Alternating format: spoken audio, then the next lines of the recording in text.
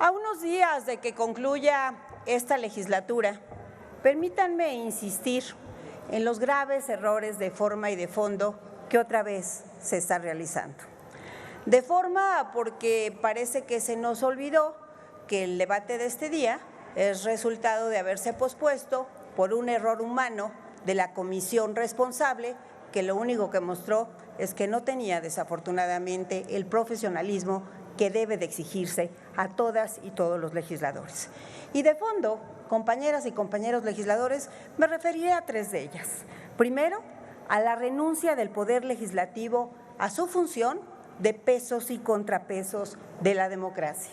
Segundo, a la inviabilidad técnica jurídica que el dictamen denota. Y tercero, desafortunadamente, a esa narrativa poderosa que ustedes señalan frente a una realidad dolorosa que existe en nuestro país. ¿Por qué la renuncia del Poder Legislativo? Miren, es muy sencillo.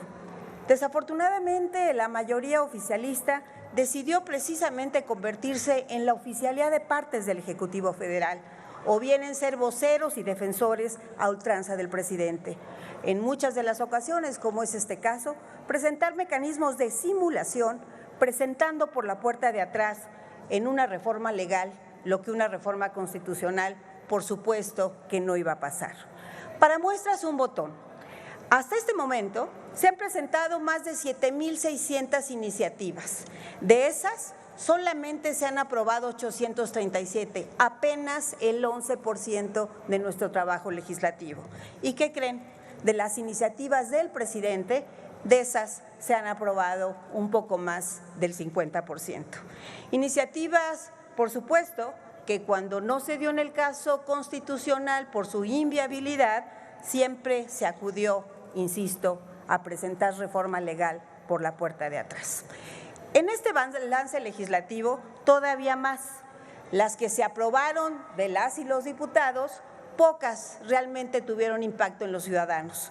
Generalmente se trató de armonización, de cambios cosméticos, en donde sí lográbamos consenso, pero deja mucho que desear de lo que implica la verdadera responsabilidad de las y los legisladores.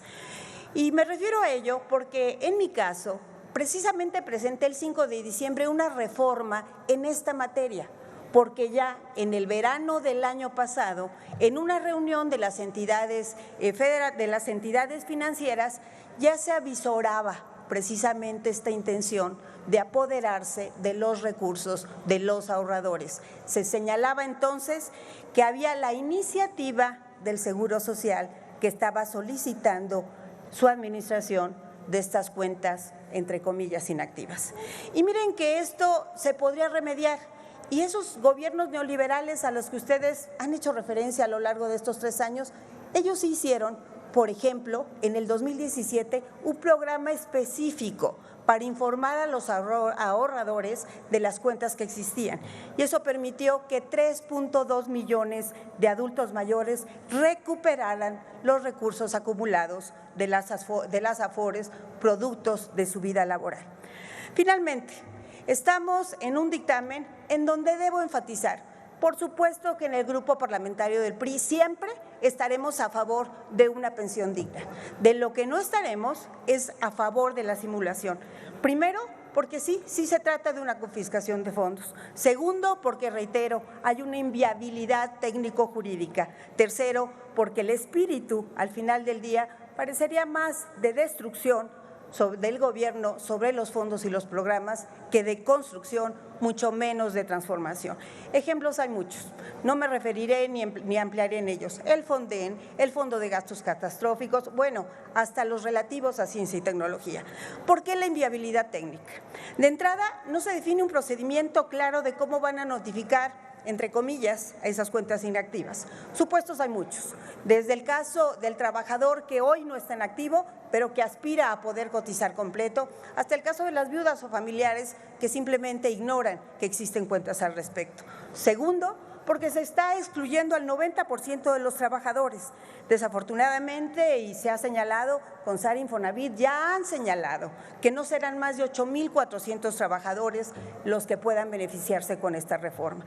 Y acostumbrados a los otros datos, el presidente señala que serán 45 millones de trabajadores, perdón, solamente hay 24 millones de ellos en las cuentas del IMSS y del Seguro Social. Discriminatoria también. Ninguno de quienes han subido a esta tribuna nos ha podido señalar por qué la diferencia de que en el sector privado, quienes son la planta productiva, estemos hablando de los 70 años y en el caso del sector público sea hasta los 75 años. Perdón, y termino, presidenta. Hoy lo que deberíamos de exigir es verdaderamente un trato digno e igualitario, viable y puntual para todas y todos los trabajadores de México. Y el dictamen que ustedes ya aprobaron y seguramente aprobarán, rechazando todas las reservas, no contiene ninguna de estas disposiciones. Gracias, presidente.